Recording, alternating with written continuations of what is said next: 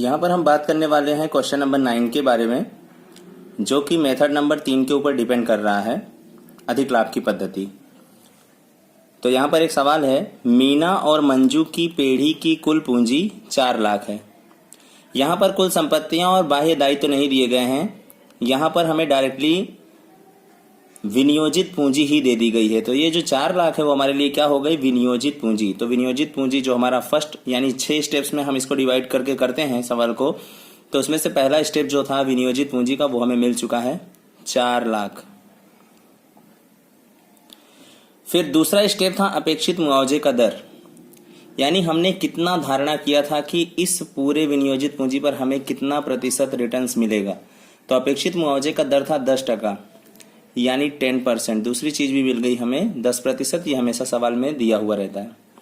अब बात करने वाले हैं तीसरे अपेक्षित लाभ के बारे में। अपेक्षित लाभ का एक फॉर्मूला क्रिएट होता था, विनियोजित पूंजी गुणे अपेक्षित मुआवजे का दर।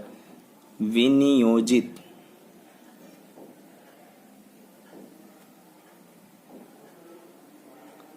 पूंजी गुणे अपेक्षित मुआवजे का दर। तो आप देख रहे हैं विनियोजित पूंजी कुल कितनी थी, 4 लाख, गुणे अपेक्षित मुआवजे का दर 10%।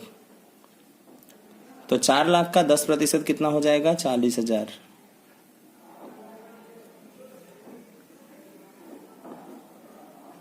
अपेक्षित लाभ हमें मिल गया 40,000। चौथा पॉइंट है भारित औसत लाभ। यहां पर अच्छी तरीके से बताया गया है सवाल में, अंतिम 3 वर्षों का वार्षिक लाभ क्रमशः।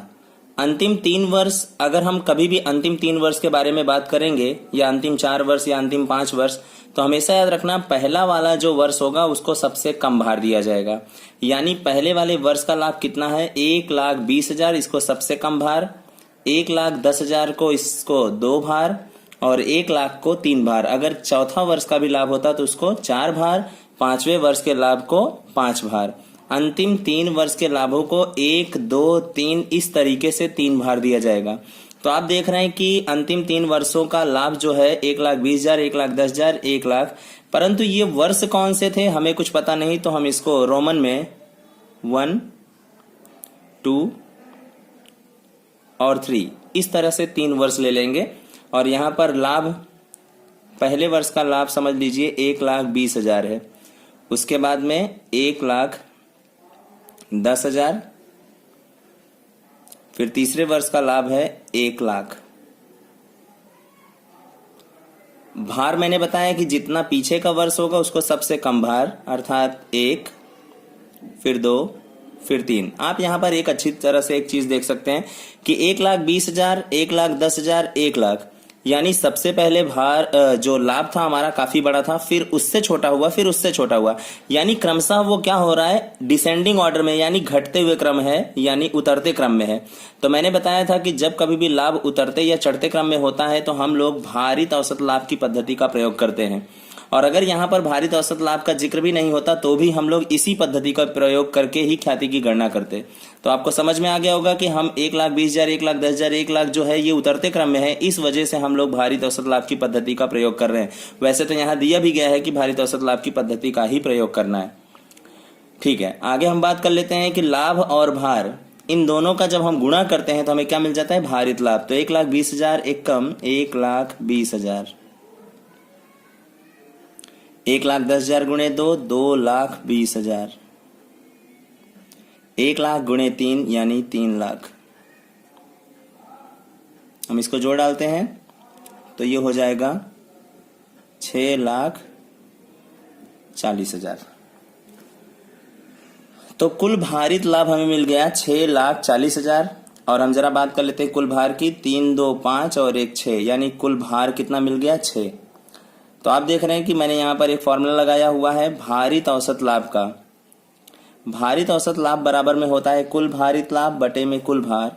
तो कुल भारित लाभ अभी अभी हमने ज्ञात किया है, कितना है, 6,40,000 इज डिवाइडेड बाय कुल भार यानी 6।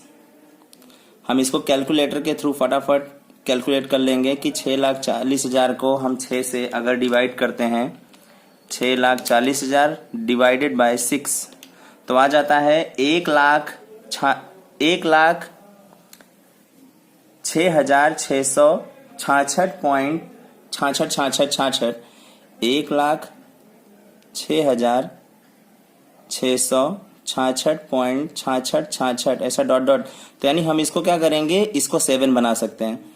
यानी ये क्या हो गया, इसके इक्विवेलेंट रहेगा 1,06,667। ये जो हमें मिल गया, ये क्या मिल गया, भारित औसत लाभ। क्या मिल गया, भारित औसत लाभ। अब आप सभी को पता है कि 5वां पॉइंट था हमारा अधिक लाभ। अधिक लाभ में मैंने बताया था कि जो हमारा रियल लाभ आता है उसमें से अपेक्षित जो हमने धारणा किया था ऐसे लाभ को क्या कर देना है, उसमें से माइनस कर देना है, तो अधिक लाभ हमें मिल जाएगा। यानी इसकी अपेक्षा जितना ज्यादा मिला हो इसमें, वो हमारे लिए क्या हो जाता है, अधिक लाभ। तो हमें क्या करना है, भारित औसत लाभ यानी कितना आया हुआ है, 1,06,667। तो अधिक लाभ का एक फॉर्मूला बन जाता है, भारित औसत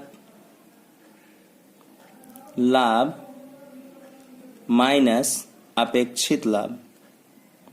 अपेक्षित लाभ मतलब हमने 3 नंबर में निकाला है, यानी 4 नंबर में से 3 नंबर को क्या कर देना है, माइनस। तो 4 नंबर में कितना आया है, 1,06,667, उसमें से 3 नंबर यानी कितना आया था, 40,000, इसको क्या कर देना है, माइनस। तो जब हम इसको माइनस करेंगे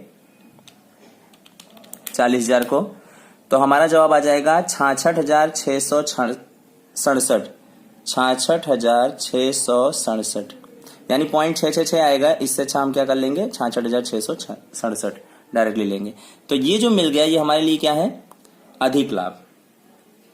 तो अधिक लाभ हमें मिल जाने के बाद हम एक बार सवाल पे पुनः आएंगे कि यहाँ पर क्या लिखा हुआ है, भारित औसत लाभ, भारित औसत पद्धति के आधार पर अधिक लाभ की 2 गुनी, यानी अधिक लाभ की 2 गुनी ख्याति की गणना करनी है। यानी जो भी अधिक लाभ आया हुआ है, तो आप देख रहे हैं यहां पर अधिक लाभ ख्याति का एक फॉर्मूला क्रिएट हो जाएगा, अधिक लाभ गुणे 2।